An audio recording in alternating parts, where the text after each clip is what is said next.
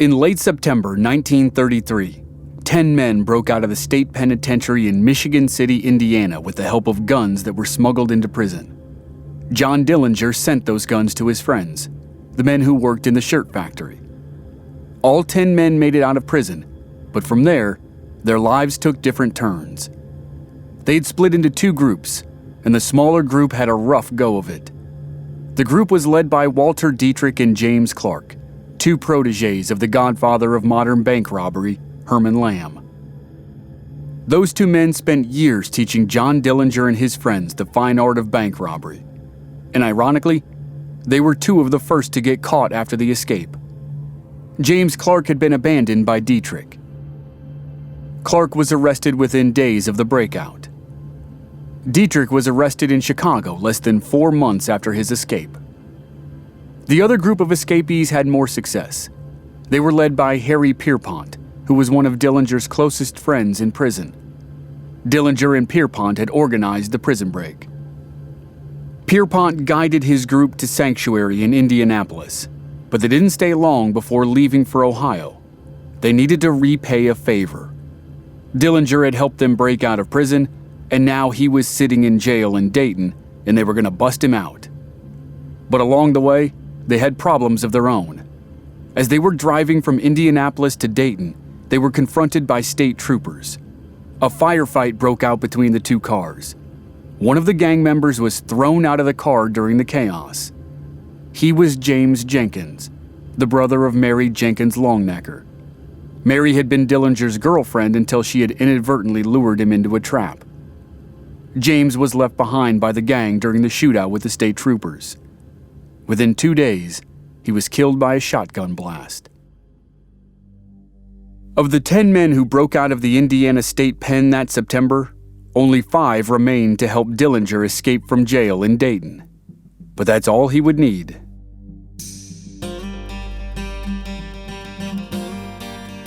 From Black Barrel Media, this is Season 4 of Infamous America.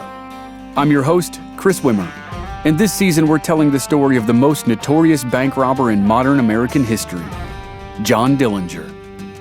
This is Chapter 5, Hostages.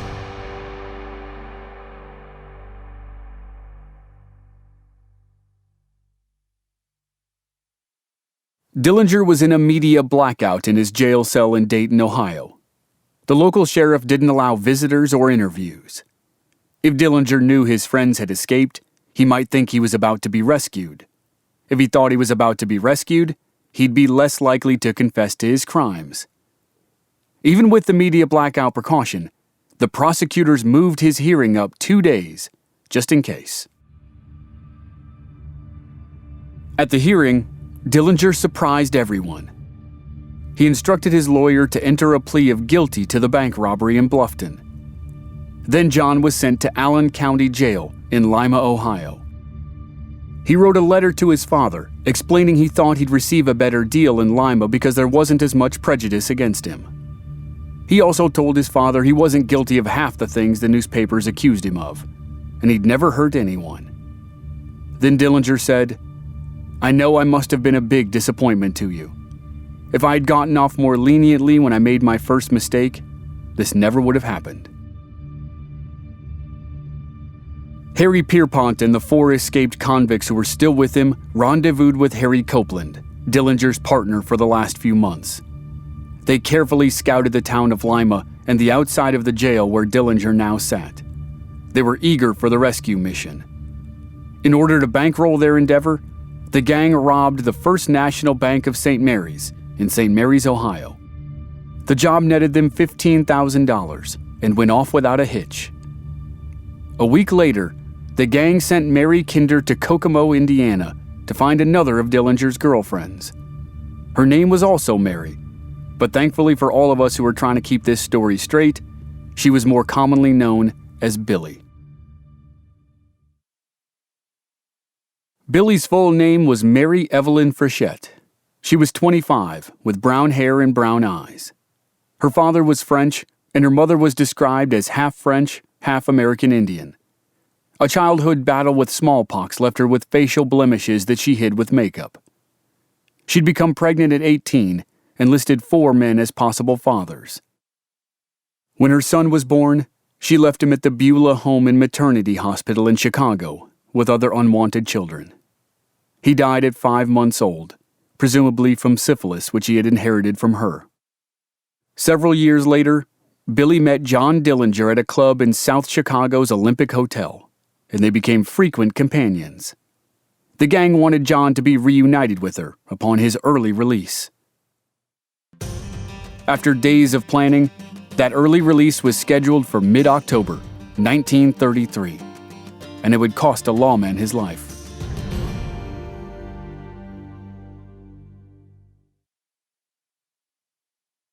It was 6:30 in the evening. John Dillinger played pinochle in his cell with 3 other prisoners. The jail and the sheriff's office were attached to the sheriff's residence, which was fairly common in those days. Sheriff Sarber was down the hall from the cells in his residential quarters. He sat at his desk reading the local paper. His wife Lucy worked on a crossword puzzle nearby. An off-duty deputy, Wilbur Sharp, played with the Sarber's dog, Brownie. As the sheriff read his newspaper, he glanced up to see 3 well-dressed men enter the building through the front door. Sheriff Sarber walked up the hall and met them at the office. Harry Pierpont was the leader of the 3 men. He said they were from the prison in Michigan City. They were there to take custody of John Dillinger. Sheriff Sarber was suspicious and asked for their credentials and a transfer order. Pierpont showed his credentials by pulling out a .38 pistol. The sheriff reached for his gun, but it was in a desk drawer, and he wasn't fast enough. Pierpont shot him in the abdomen. The bullet tore through the sheriff's body and buried itself in his leg. It cut his femoral artery. Sheriff Sarber fell on his back. He tried to get up, but one of the criminals walked around the desk and hit him over the head. The crushing blow was so hard that it split the sheriff's scalp to the bone. Pierpont demanded the keys to the cells, but Sheriff Sarber couldn't respond. Pierpont fired 2 warning shots at Sarber and then hit him again and again. Deputy Sharp jumped up to stop the assault. Because Sharp was off duty and not in uniform, the gang members thought he was a civilian. They stopped him, but they didn't beat him. Pierpont raised his gun to hit the sheriff again, but the sheriff's wife screamed for him to stop. She said she'd get the keys. She handed them to Pierpont, and he moved toward the cells. He grabbed the sheriff's gun out of the desk drawer and ripped the telephone wire out of the wall. Pierpont opened all the cells, and the other inmates thought this was their chance to escape as well. Pierpont fired a shot down the hallway and told him he only wanted John. When Dillinger walked out of the cell block area and into the office, he was shocked to see the sheriff's condition. The man's head was badly bludgeoned, and he had gunshot wounds to his side and his leg. But Dillinger and the gang didn't have time to linger. The 4 outlaws rushed out of the jail, jumped in Dillinger's Essex terraplane, and sped away. Dillinger had actually grown fond of Sarber during his short stay in jail. He didn't understand the need for the violence that had been inflicted on the man. Sheriff Sarber died later that night at the hospital. 6 posses searched for the gang, but they came back empty-handed. A $5,000 reward was offered for the killers, dead or alive. Within days of the breakout, Pierpont and Dillinger led a raid on another police station. They needed guns. They were building an arsenal for their upcoming robberies.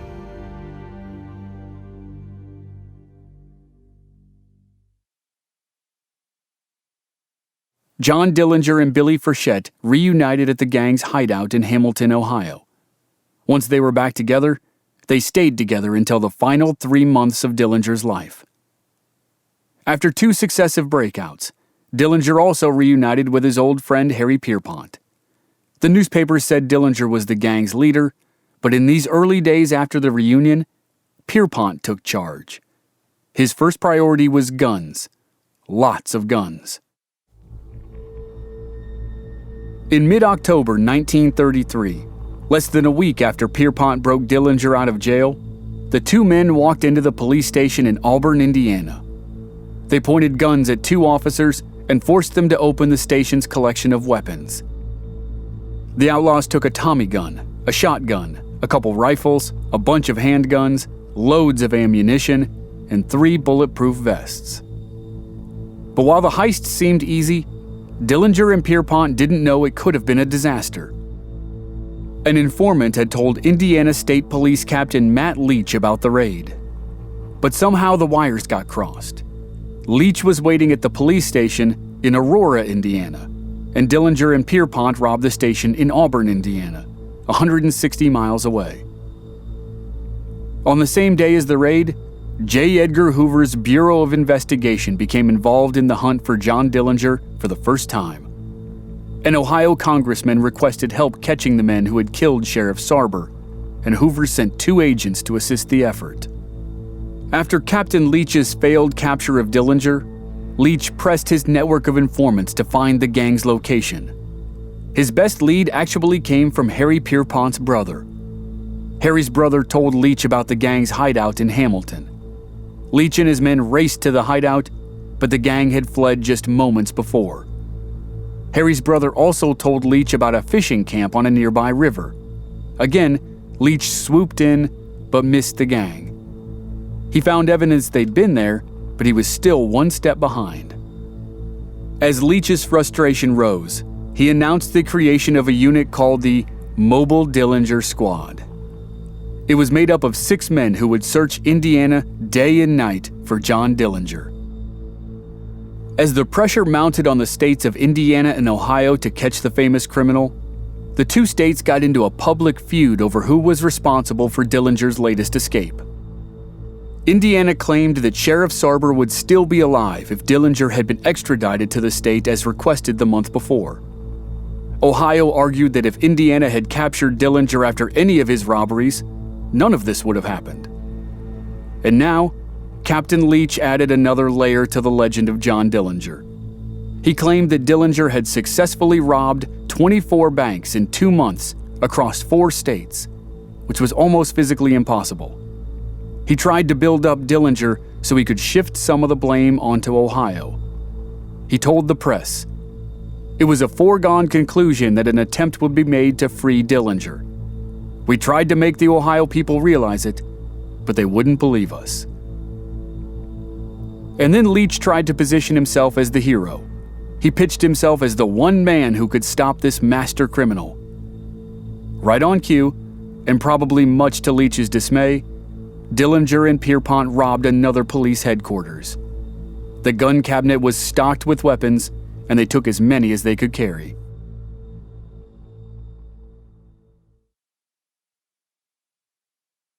But raids like these were not just about collecting guns to use in robberies. They were about psychological warfare. The robbers wanted everyone to know they were well armed, which they hoped would discourage people from trying to stop them. To heighten the fear, newspapers began calling Dillinger's crew the Terror Gang. And now, with a new arsenal in hand, the Terror Gang picked the next target: the Central National Bank of Greencastle, Indiana.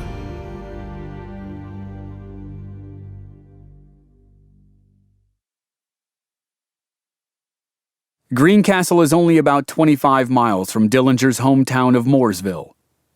And after the unprecedented number of robberies in Indiana in the past few years, the Central National Bank took a big new step in security.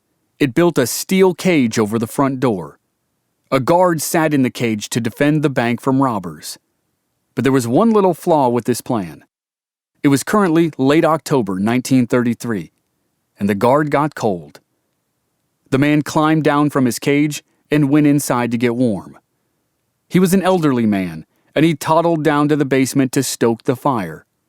And of course, at that moment, a big black Studebaker rolled to a stop in front of the bank. 4 men stepped out of the car. 3 entered the bank, and the 4th stood guard outside the front door. In the bank, Harry Pierpont took the lead. He aimed his .45 Colt at the tellers.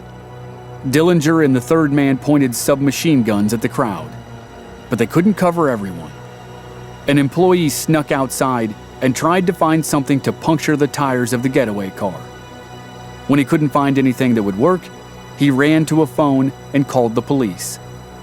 The sheriff's office was directly across the street in the courthouse, but for some reason, no one thought to call it. The county sheriff was close enough to take action, but the city police were not. The gang made quick work of the job, and on the way out, Dillinger showed some of the flair and bravado that he would be known for. He shouted to the crowd in the bank, "Take a good look at me, so you'll be sure to know me the next time you see me."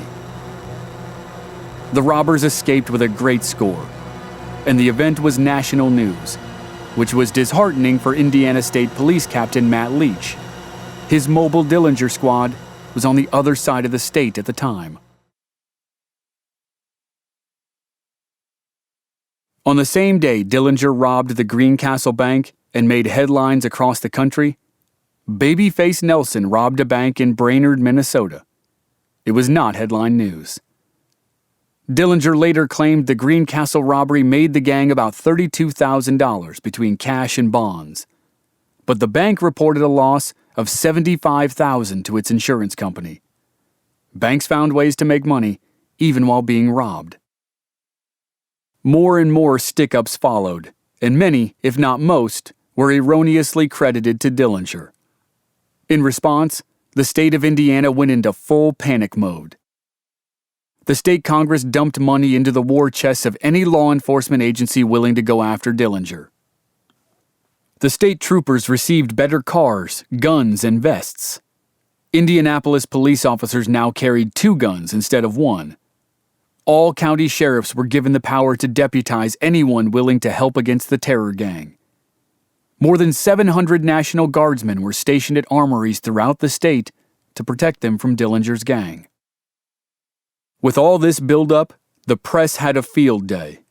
Reporters taunted Indiana State Police Captain Matt Leach. They sent him notes and letters claiming to be Dillinger. The messages mocked Leach's failed efforts to catch the bandit. One reporter went so far as to send a book called How to Be a Detective. Leach was convinced it came from Dillinger. But Dillinger wasn't wasting time with Captain Leach. He wanted to have fun, and he was tired of sitting in a hideout in the middle of nowhere, Indiana. He and the rest of the gang wanted excitement, and a place where they could blend in. The perfect destination was just a short drive away. Dillinger and the gang headed for Chicago.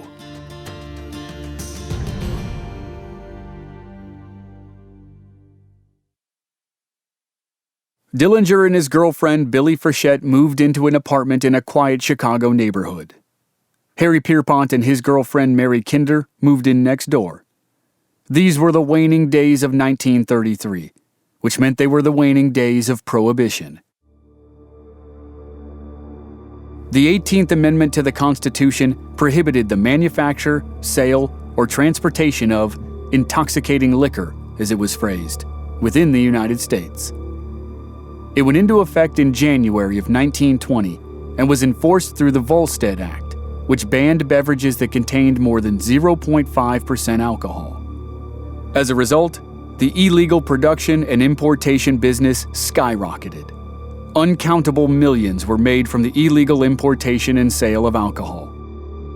And in the process, a crime wave swept across the nation like Americans had never seen before.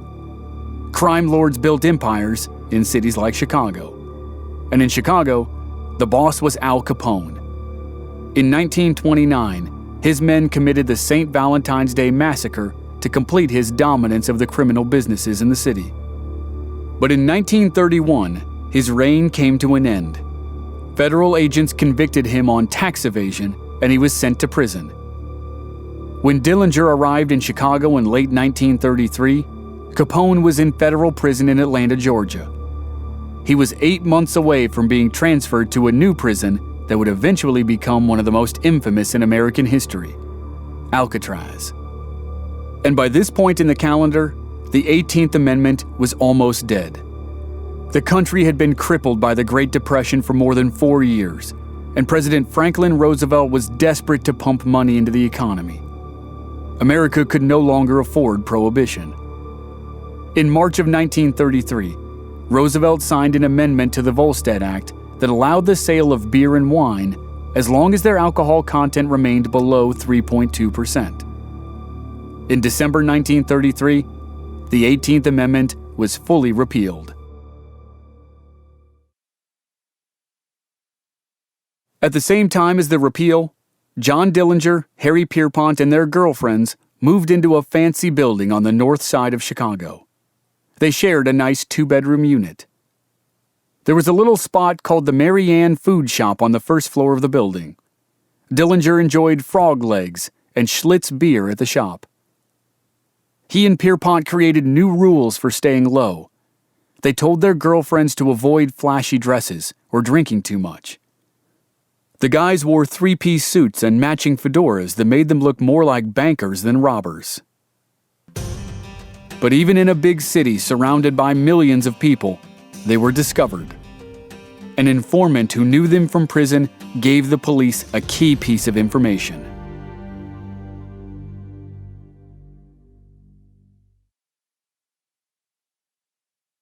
In response to the large number of bank robberies in Indiana in recent years, the state's Bankers Association hired an ex-Pinkerton detective named Forrest Huntington to track down the culprits.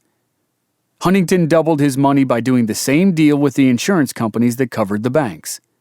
Essentially, he was paid twice for the same job. Huntington amassed an unparalleled amount of information on Midwest bank robbers, and one of his crucial informants was a man who had served time with Dillinger at Michigan City. The informant was Art McGinnis. Huntington put McGinnis in a position to make contact with Dillinger in Chicago. After several interactions, McGinnis learned that Dillinger suffered from a condition known as barber's itch, which irritated his scalp. McGinnis helpfully recommended a doctor, and then he told Huntington. Huntington worked with the Chicago police to try to catch the whole Dillinger gang. Huntington and the cops staked out the doctor's office and saw Dillinger and Pierpont go in for a visit. Huntington's informant told him that Dillinger was returning for another visit the next day, and Huntington made a plan. He wanted to follow Dillinger when Dillinger left the office. Hopefully Dillinger would go back to his hideout, and then Huntington could grab the whole gang at the same time. But then Indiana State Police Captain Matt Leach learned about the operation. He rushed to Chicago between Dillinger's doctor visits and insisted that they take Dillinger at the doctor's office, dead or alive. 16 officers in 4 unmarked cars waited on the street for the robber to arrive. Huntington and Leach were there, and the rest were a mix of Chicago police and Leach's Indiana State Troopers. Shortly before 7:30 at night, Dillinger pulled up in his Essex Terraplane, and he wasn't alone. Billie was with him this time. Dillinger went into the office, and she waited in the car. He came out 15 minutes later. He must have noticed something odd in the street. Maybe it was the formation of the cars. They were unmarked police cars, but they might have been parked the wrong way against a curb, which would have made them stand out. And maybe he recognized one of the cars. Whatever it was, Dillinger sensed a trap. He slid in behind the wheel, probably told Billie to hang on, and then floored it in reverse. He raced out into traffic and sped away from the office. Only one cop car was able to keep up with the Terraplane. As they roared down the street, one of Captain Leach's Indiana State Troopers leaned out the window and fired all the rounds from his .38 pistol at Dillinger's car. Then he blasted the Terraplane with a shotgun. Dillinger didn't slow down. He pressed the gas pedal to the floor, made a couple quick turns, and vanished into the night. Dillinger initially thought he'd been ambushed by other gangsters. In the dark, the undercover cops didn't stand out as law enforcement. He discovered the truth, ironically, from the morning papers. News stories once again exaggerated Dillinger's escape. One paper said he had someone firing a machine gun from a specially made portal in the side of his car. It also said Dillinger's blonde companion fired her revolver at the cops like an expert. 99% of it wasn't true. Neither Dillinger nor Billie, who was a brunette, fired a single shot. But from the news stories, Dillinger learned the gunmen had been cops, not gangsters. And then he knew Art McGuinness set him up.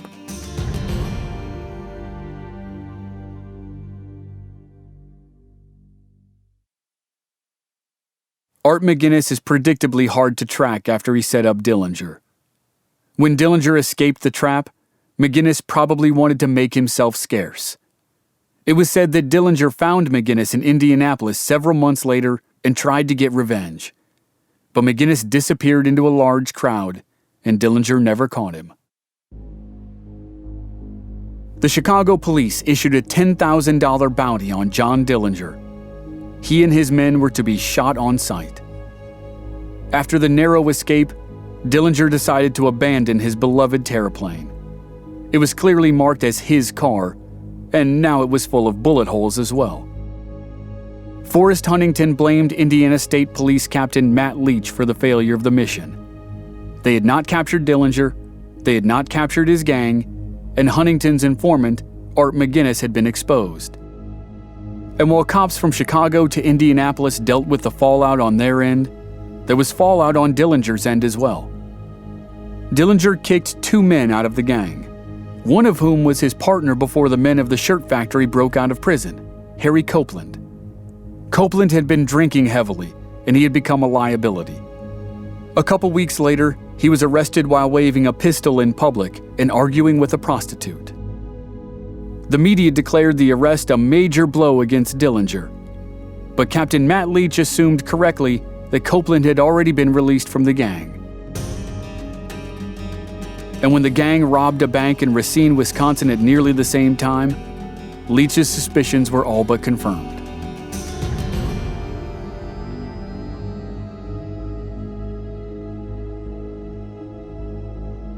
On November 30th, 1933, Harry Pierpont, John Dillinger, and 2 of their shirt shop accomplices walked into the American Bank and Trust Company. They carried Tommy guns under their coats. Their getaway driver sat in a Buick outside. He was parked out of sight with the engine running. Pierpont pasted 2 large Red Cross posters on the plate glass windows at the front of the bank. The posters blocked most of the view from the outside. One of the robbers approached a teller window and told the teller to put his hands up. The teller had his back turned, and he thought the command was a joke. When he finally turned around without putting his hands up, the robber panicked and pulled the trigger. The Tommy gun was set to single fire, so only 1 bullet hit the teller's elbow. He fell to the floor right next to the silent alarm, and he quickly pushed it.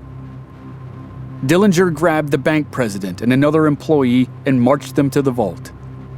While they opened the doors, an assistant cashier slipped away from the action and ran to the basement. On his way down the stairs, he stepped on a floor alarm that triggered a bell outside. The police had received the silent alarm several seconds earlier, but they were in no hurry to react because the alarm had malfunctioned numerous times over the past few weeks. 3 officers casually headed for the bank, assuming this was just another false alarm. The gang's getaway car was parked around the corner, so when the 3 officers pulled up in front of the bank, it looked like it did every other time they'd been called out by the faulty alarms. But when they went inside, they found out this time was real. The first cop in the door got pulled aside by one of the robbers.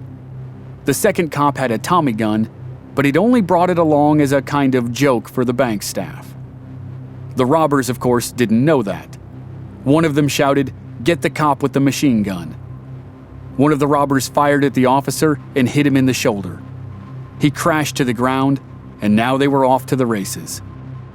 The gang had never been interrupted by the cops in the middle of a robbery, and Dillinger and Pierpont decided they only had one choice. Dillinger said they would have to shoot their way out the front.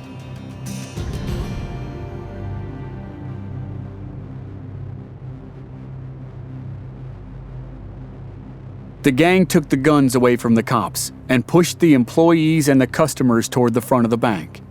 They would act as hostages and human shields. Harry Pierpont grabbed the bank president and pulled him close.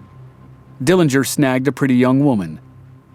The other 2 gang members fell in with the group, and they pushed the hostages outside. A crowd had gathered in front of the bank in response to the blaring alarm, and now a protective bubble of human shields spilled out of the bank ahead of the robbers. Suddenly, the sidewalk was overrun with spectators and hostages, many of whom had their hands straight up in the air. In other circumstances, it might have been funny, but not today. Pierpont, Dillinger, and the two other robbers pushed the mob toward the getaway car. One of the bandits ripped a burst of gunfire in the direction of detectives who had arrived on the scene. As the mob moved toward the car, hostages began to peel away and run for safety. When a young woman in a red dress tried to make a run for it, Harry Pierpont shouted at her to come back. At the car, the gang members climbed inside, but they forced 3 hostages to stand on the running boards on the side of the vehicle. The young woman in red, the bank president, and one of the cops clung to the outside of the car as the driver pulled away. The bandits inside the car held on to the hostages so they wouldn't fall off as the car drove through Racine, Wisconsin.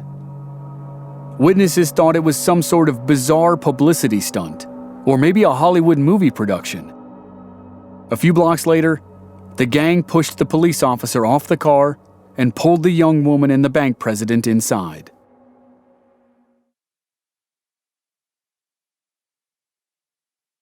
They made it out of Racine and drove for an hour before turning off the main road and onto a secluded track that ran through the woods. The gang had a gas can stashed at the rendezvous point, and while one man filled up the car, Harry Pierpont marched the hostages into the woods. He tied them to a tree and told them to wait 20 minutes before they freed themselves from the loose bonds. With that, the gang fled Wisconsin. At the Bureau of Investigation in Washington, D.C., J. Edgar Hoover followed all the news of Dillinger and Pierpont. Though many considered Pierpont the leader of the gang, Hoover wanted Dillinger.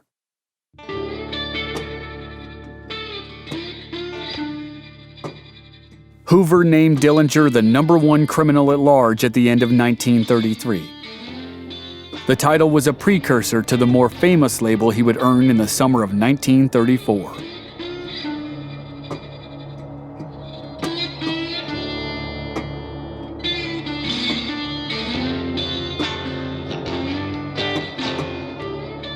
Next time on Infamous America, Dillinger kills a cop during a robbery for the first time.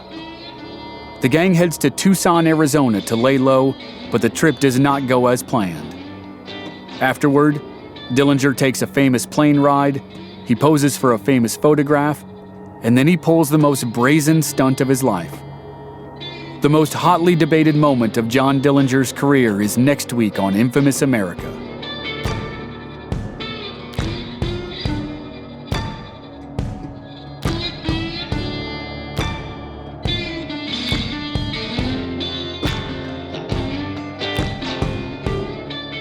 Primary research for this season was provided by Derry Matera, author of the best-selling book Dillinger, The Life and Death of America's First Celebrity Criminal. This season was written by Sean Puglisi and myself. Music editing and sound design by Mike Hissong at Sneaky Big Studios. Artwork by Matt Lockery of My Colorful Past. I'm your host and producer, Chris Wimmer.